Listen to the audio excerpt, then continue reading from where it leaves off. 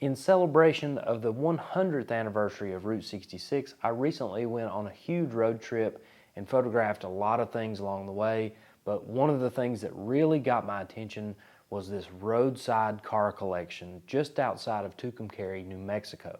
Now this is Danny's place. This guy was really welcoming. We pulled in and he brought us in there and treated us like family. And we enjoyed our time there. Even though it was relatively short, we couldn't spend a whole lot of time exploring his place, but I wanted to show you some of the highlights here and dig a little deeper into some of those really rare cars that are on display here in his yard. As soon as we walked into his place, there were cases full of hood ornaments and all sorts of emblems and things from all types of cars and trucks. And then he actually had an operational shop back here that was full of cool stuff hanging on the walls, bolt bins. I mean, he had a collection of parts that was really great back here. Now, we didn't get into that. We just did a quick pass through here, but he did want to show us this 56 Chevy that he bought many years ago. And I'm thinking he said something like $50 is what he gave for this car. I can't remember the exact number, but I know it was less than $100. And he has been working on this car for years. Now it is a Bel Air two-door hardtop, and of course this one has air conditioning. It has all the bells and whistles as far as power steering, power brakes. He's got a real good setup here, and this car has been together for a long time, but he's been working at it gradually. His wife redid the interior. You'll see that it has a set of chrome wire wheels on it. A very presentable, very cool classic Chevy. Another car in the shop is this El Camino. It looks like a 64 or maybe 65 El Camino. And you can see here it's taken apart, the front end's off of it, and they're working on getting this thing back together. But the thing that caught my eye, of course, are those gold anodized Moroso valve covers. Pretty cool pieces from the 70s and 80s. Now, if I'm totally honest with you, the thing that drew me to stop here at Danny's place was a Henry J sitting right out by the road, right on Route 66. It's actually visible from Interstate 40 if you're passing through Tucumcari.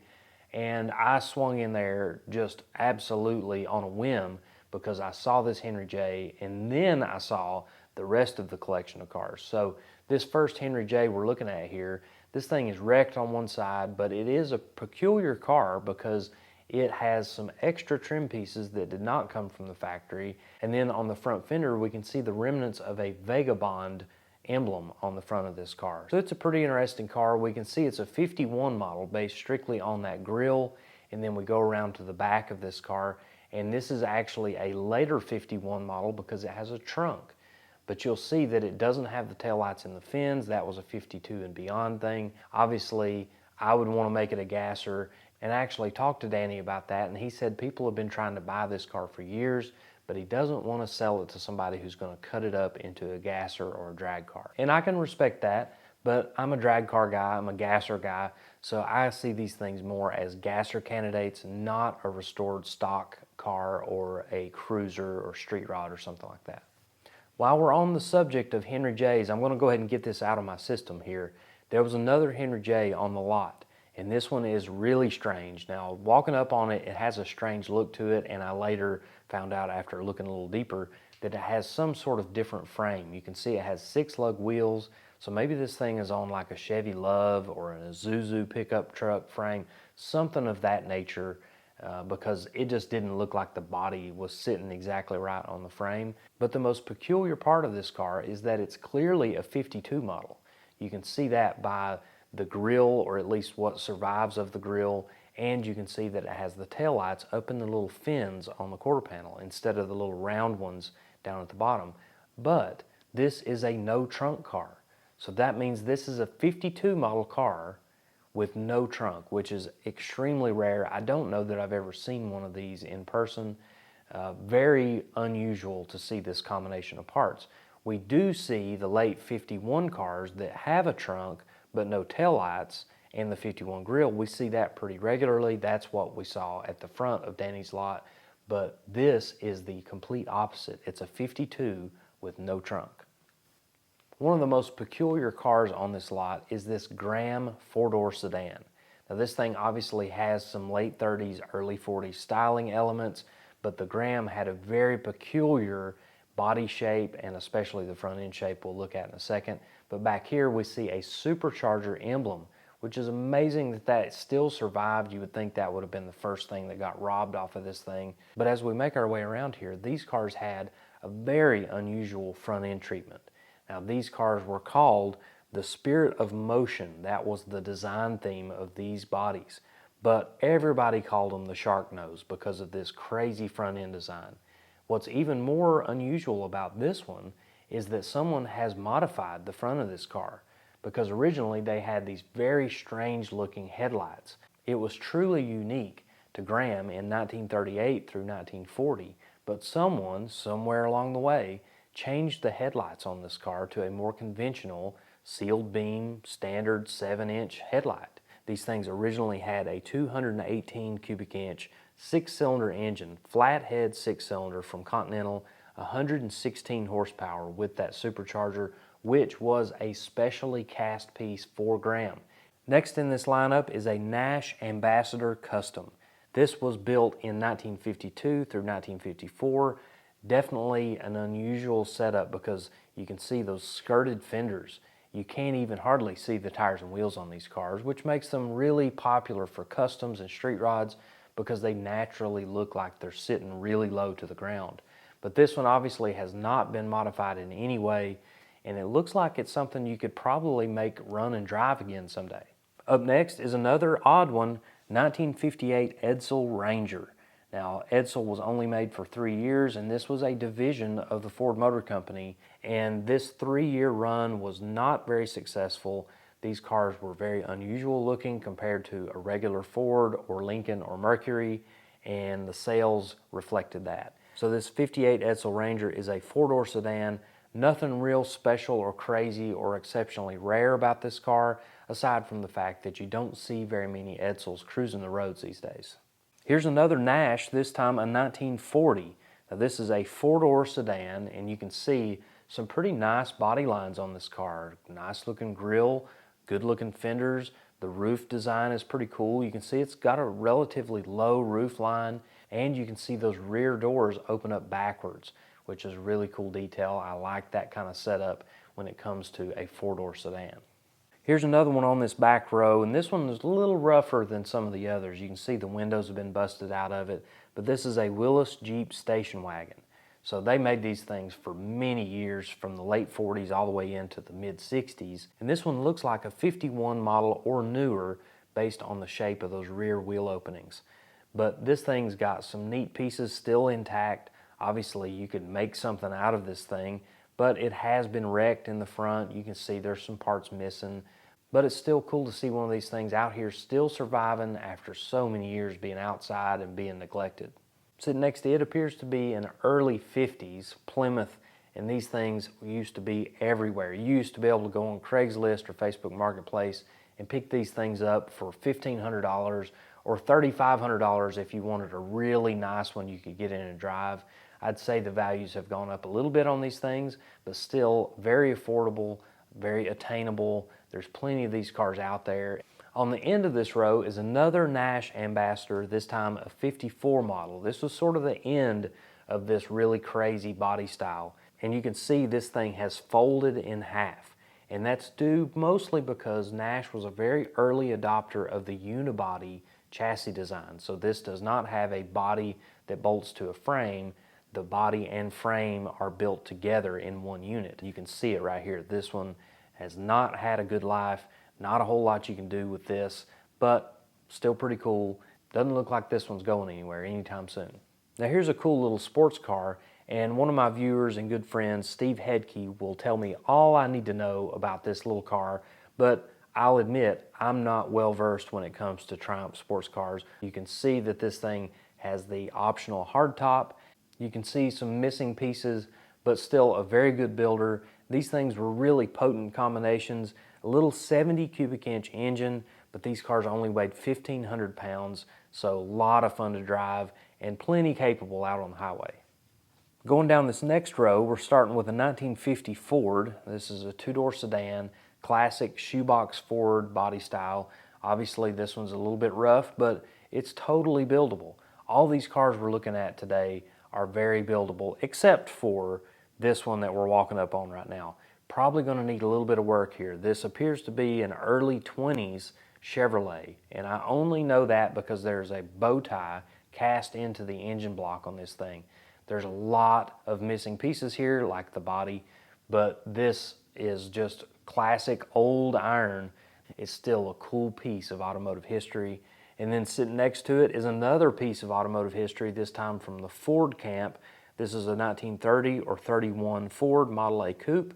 This one has obviously been repainted a bright yellow because you couldn't get a color like that back in the 30s. I don't see any clues that this car was ever hot rodded in the day. Next up is a pair of 1969 Buick Rivieras.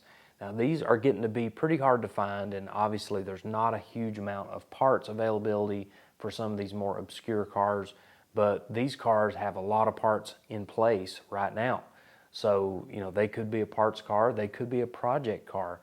Either way, these cars look to be mostly complete, a little rough here and there, but what I found to be interesting was that the rougher car here, which is a standard issue Riviera, has Buick Rally wheels on it, and the more fancy model, the Buick Riviera GS, has plain old steel wheels with no hubcaps on it. Obviously those things could be changed easily, but I just thought that was interesting, seeing the plain Jane car with fancy wheels and the fancy car with plain Jane wheels. Next up is an International Scout 2. Now this one's cool because it has that half cab, not the full roof like what you see on a lot of the International Scouts or Broncos or Blazers. It has that short truck cab that makes this thing look really cool.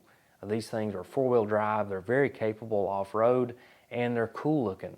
This is definitely the cheap way to get into the early off-road market, and this thing looks like you could hop in it and take it down the road right now. The other side of Danny's front yard is all Studebaker.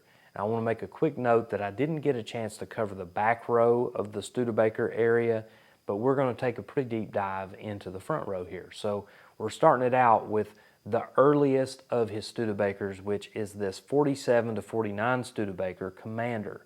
And these cars were revolutionary because in 1947, when this body style came out, Fords and Chevrolets and basically all the big makes and models still had fat fenders. And these cars had more of a slab side approach, which led to Ford and Chevrolet and all the big makes go in this direction as well. So we saw these cars and Hudsons kind of take that leap a little bit earlier than all the other makes and models. But as we keep walking, we see a small evolution here with the 48 or 49 Studebaker Champion.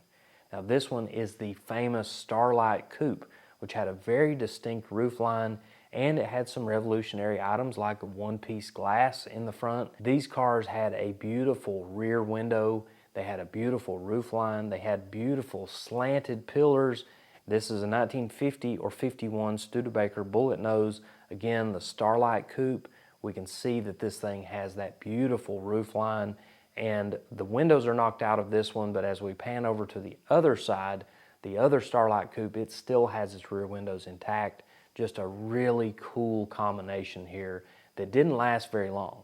Moving on down the line, we've got a Studebaker Lark, and this body style came out in 1959 and lasted for a few years before things got a little more carried away. But these cars had a very cool looking body shape, and of course station wagons are cool no matter what kind of car they are.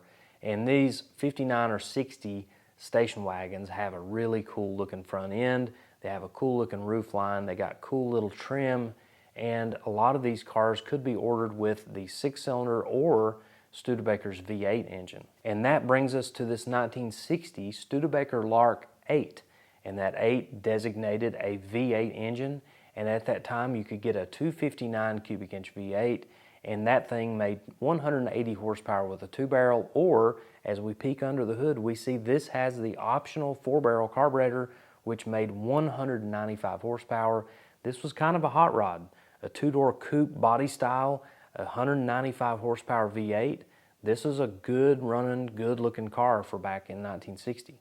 Finishing off this front row is a pair of Studebaker Champ trucks. Now these things are truly unusual pickup trucks, and they were made from 1960 to 1964. You never see these things on the road anymore. They're really cool to look at though. My time in Tucumcari, New Mexico was pretty short, but it got even better when I happened upon the Kaiser Frazer Owners Club National Convention, also happening in Tucumcari while I was in town. Pretty amazing coincidence right there. Now, these Kaiser cars are very unique. They're very rare.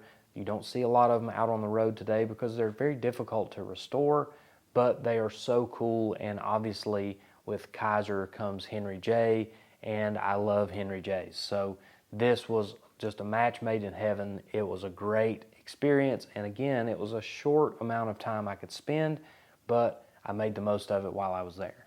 So with this club, a lot of emphasis is on restoration and originality. So you won't see any gassers or drag cars, but there was a street rod there. This is a 54 Kaiser Manhattan that's been turned into a street rod. It has Chevrolet horsepower. This thing's based out of Arizona, and he has put a lot of miles on this car. In fact, I just saw a picture of this thing cruising all the way to Columbus, Ohio for the Good Guys show. This is a well-used, well-rounded street rod. Sitting next to it is an earlier Kaiser. This is likely a 51 or 52, and we can see it's got some missing pieces. The paint has aged, but it's a really cool survivor, and this thing came all the way from Vermont to participate in the annual convention. Next up is a Henry J, and this is a beautiful restoration. We can see excellent paint work here, and this is a 52 through 54 model. We can see that based on the trunk, the tail lights, and the grille design. But this one is a Corsair model, which is a little nicer than some of the others. And we can see on the inside it has a very nicely done interior, and it even has a padded dash. A nice option for one of these cars that is typically stripped down and considered an economy car. Typically, the highlight of any Kaiser meet is when a Darrin comes out of hiding. And there was actually two of them here at this meet. And the Kaiser Darrin is a very special car because it was listed as a 1954, but these things actually beat Corvette to the punch as being America's first fiberglass-bodied sports car. Now, these things were very special. They didn't make very many of them. 435 of them were produced. Not many of them survive today, but these things have very cool body lines. It's unlike anything else you'll see anywhere in the classic car world. These fiberglass bodies had beautiful lines, and the most distinct feature on these cars are the pocket doors.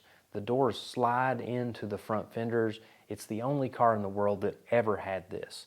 Obviously, if you're going to have a Darrin, you need to display it with the doors slid in just like this. Such a cool car, such an iconic piece of American sports car history, even though most people give all that credit to the Chevrolet Corvette. And these bodies were bolted to what was essentially a Henry J frame. Now, the engine was moved back and transmission was moved back. That was to get a better weight balance, obviously making these things perform a little better, but it still had a pretty basic flathead 6-cylinder engine, but they definitely won in terms of styling and rarity. Now, it's interesting to note that Kaiser stopped producing passenger cars in America in 1955, but continued to be involved in the Willys Jeep program into the 50s and 60s, on into 1970, which is when American Motors bought the company from Kaiser. So these Jeepster Commandos and many of the military Jeeps were built by Kaiser. They just didn't make that Kaiser name prominent as far as emblems or anything like that. When that big transition happened in 1955, when Kaiser stepped out of passenger car production, a very interesting thing happened, and that was that Kaiser moved all of its tooling, all of its equipment to Argentina and began producing cars there. So there was a complete factory building cars that looked just like a 1954 or 55 Kaiser, but they were 1958 through 1962 Kaiser Carabelas. They were all four-door sedans. They were all very similarly prepared. They made a few changes to these cars mechanically. None of these cars were supercharged, and none of them came with an automatic transmission. They were all 3-speed manuals. And I was really surprised to see 2 of these Kaiser Carabelas on hand at this convention. One of them was a nicely restored car. You can see the dark green paint. This car still looks pretty fresh, and I would say it was a huge challenge to restore a car like this. This Survivor actually has a very interesting history because it's one of only 4 that made it back to the United States. And this was Edgar Kaiser's personal car. That was Henry J. Kaiser's son. Now that is really cool. Now as we walk down this lineup here, we see that Carabela that we just talked about, and then we've got a Jeepster Commando. Again, this is during the Kaiser era of Willys Jeep. And then we've got a two-door Manhattan, a black four-door with a sun visor, which is really cool, although it does cover up that very distinct windshield shape, which Kaiser is sort of known for. Then we have a burgundy Manhattan four-door, then a turquoise Kaiser Dragon, followed by that green Carabela we just talked about, and then a blue Manhattan. This car came all the way from Oregon to participate in this event. Up next is another interesting one. This is a Willys Aero Eagle. Now these cars were very unique because they were built during a transitional period when Kaiser bought Willys in the mid-1950s, and that's why these cars are accepted in the Kaiser Club. Now this one is beautifully restored. Another interesting detail on the Willys Aero, much like the Kaiser Carabela, these cars were repurposed in Brazil. From 1960 to 1971, these cars were regular production vehicles in Brazil. Now we've got another Henry J, this time a black Corsair Deluxe, and it is fully decked out. You'll see that it's got wide white wall tires. It has all the trim that you could get on one of these cars and a Continental kit out back. There were a few Frazers on hand, including this one, a four-door sedan. You can see, again, nicely restored car, obviously well kept and kept completely original. Now this next car is an early Kaiser. This is a 49 or 50, and you'll see that the styling cues come directly from the Frazer, and definitely a far cry from what we see in 1951 and beyond with the very unique body style that we saw then. Now these cars had some unique features as well. Some of the interior features were very cool and revolutionary for child safety and just for a convenience factor. But one of the most unique pieces on these cars is 49 and 50. Kaiser's designated the color and created a special emblem for each color. This car being black in color, it has a special emblem to reflect that. So these were very unique cars. They had all sorts of cool ideas that didn't quite hit the way they wanted to. They didn't quite hit as successfully as they wanted to, but still very cool. And seeing a car like this in person and knowing how hard it must be to restore these cars with very limited parts availability, it has to be an extremely rewarding process to put one of these cars back into service again. Sitting next to that early Kaiser is one of the later Kaisers. This one is a Manhattan, and we'll see the hood's up, and that gives us a nice view of the supersonic six-cylinder engine with the centrifugal supercharger, a special detail on some of the later Kaisers. These cars were revolutionary in many ways, and that supercharged flathead six-cylinder was just one of those elements. We'll take another walk down this row, starting with a military Jeep and then a Kaiser Dragon, and then next to it is a Frazer, and we'll see here some body similarities to the Henry J, especially in this front fender area.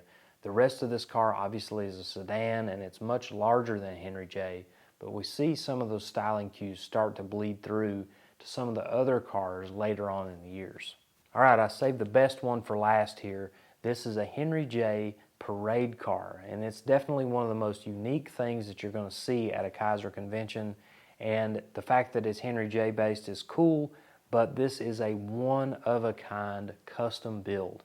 Now the information on this car is somewhat limited, but it was passed along through different owners that this car was built in a 2-year span, 1951 to 1953, and it cost this man $21,000 to do these custom modifications. But you can see it has a very unique front end. It has very unique doors that have a more exaggerated Darrin dip, and you can also see that it's a convertible. They didn't make any Henry J convertibles, so that alone is a very unique part of this car's history. But you can see the interior is white and it is beautifully restored. That's actually a recent job that was done by the owner of this car now. The dash is beautifully restored, and we'll see it has a fresh set of wide white wall tires on it. But all of the paint that you see, the red and that gold inset on the door, that's all original to this custom build back in the 1950s.